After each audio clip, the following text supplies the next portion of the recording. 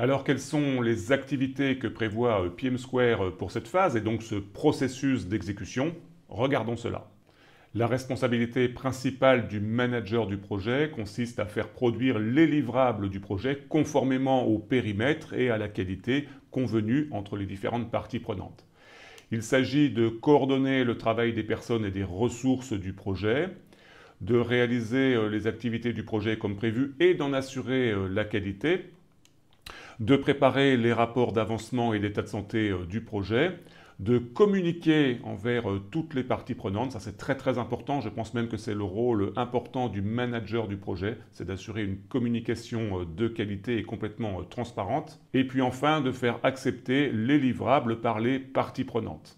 Voici donc le contenu de ce processus de phase d'exécution tel qu'il est préconisé par PM Square.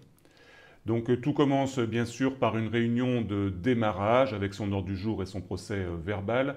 Et c'est important de faire cette réunion de démarrage en phase d'exécution parce que peut-être et même vraisemblablement, vous aurez de nouveaux partenaires, de nouvelles parties prenantes qui vont arriver dans le projet. Je pense par exemple à un prestataire de service qui va venir faire la phase d'exécution. Donc son équipe doit être intégrée dans l'équipe centrale du projet. Le processus est ensuite organisé autour de la coordination donc, des travaux de réalisation du projet avec des phases récurrentes, donc des réunions régulières avec bien sûr le comité de pilotage, un rythme mensuel étant une bonne pratique, des comités de suivi et peut-être d'autres comités spécifiques. À chaque fois, notez bien, PM Square préconise ordre du jour, procès verbal de réunion, tout simplement au titre de la traçabilité. Également, on va retrouver l'activité assurer la qualité avec des rapports d'évaluation ou des rapports d'audit qui vont être commandités à convenance du manager du projet qui va décider de faire conduire un audit de qualité par exemple.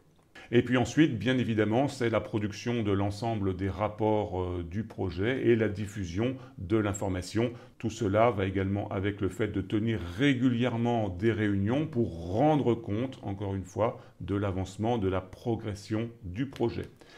Tout ceci doit nous conduire à l'acceptation des livrables, que ce soit des livrables intermédiaires ou du livrable final, c'est-à-dire le produit du projet, avec pour le livrable final ce qui est préconisé par PM Square, c'est-à-dire un document d'acceptation qui formalise que les parties prenantes ont bien accepté le livrable au terme d'opérations de vérification telles qu'une vérification d'aptitude au bon fonctionnement ou une vérification de service régulier. Ça, ce sont des termes particuliers qui ne sont pas ici préconisés par PM Square, mais que vous pouvez idéalement inclure dans votre processus au titre de la personnalisation et de l'adaptation de la méthodologie.